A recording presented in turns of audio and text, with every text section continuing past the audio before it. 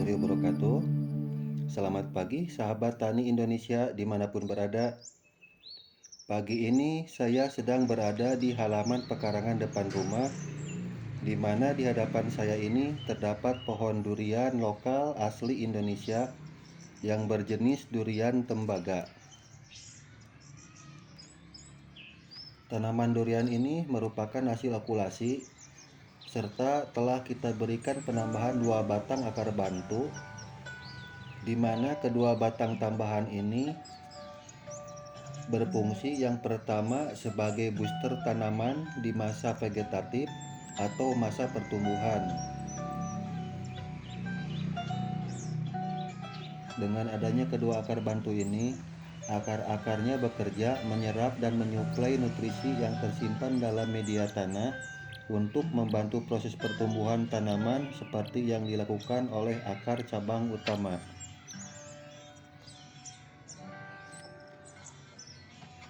Dan fungsi yang kedua, karena tujuan tanaman ini akan kita bonsaikan, maka yang kita harapkan batang pohon ini akan membentuk seperti botol, di mana bagian batang bawah lebih besar ukurannya dibanding bagian tengah batang. Sehingga dari segi seni dan estetika keindahan bonsai tanaman ini kita bisa dapatkan.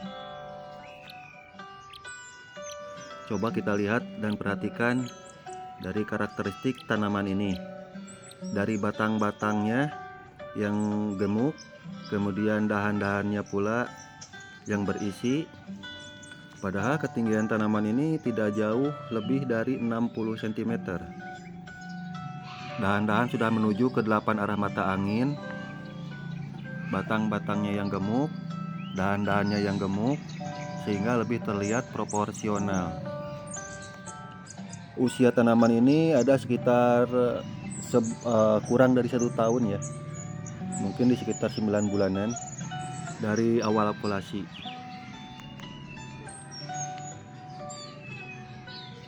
Nah, ini sudah menjadi ritual dan menjadi hal yang biasa yang sering saya lakukan. Dalam penyiraman tanaman, kita biasa siram dengan air cucian beras ditambah limbah dapur yang kaya akan vitamin dan mineral. Nutrisi-nutrisi ini, terutama vitamin B1 yang terkandung di dalam air cucian beras, sangat dibutuhkan saat proses fotosintesis di dalam daun, serta menjaga kestabilan kesuburan tanah, di mana di dalam media tanam tersebut terkandung banyak mikroorganisme positif yang membantu proses tumbuh kembangnya tanaman. Kita siram di seluruh permukaan tanah secara merata. Planter bag yang saya pakai ini ukuran 100 liter. Adapun isi media tanam yang saya pergunakan di planter bag ini terdiri dari 4 unsur, yaitu 25% tanah, 25% arang atau karbon yang terbuat dari sekam bakar, kemudian 25% humus bambu yang sudah bercampur dengan kompos rumput yang mengering, dan yang terakhir 25% kotoran hewan yang sudah terfermentasi.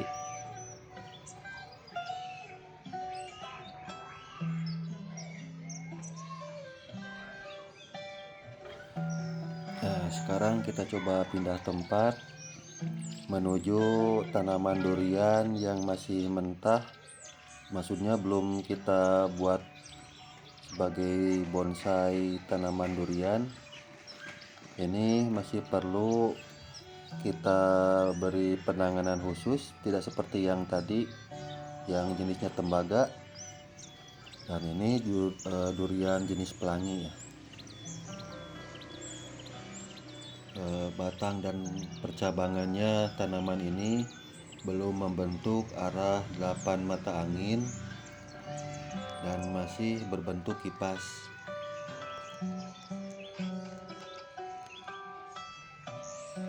Untuk membentuk tanaman membentuk 8 arah mata angin, kita biasa membentuknya dengan menggunakan bantuan lidi atau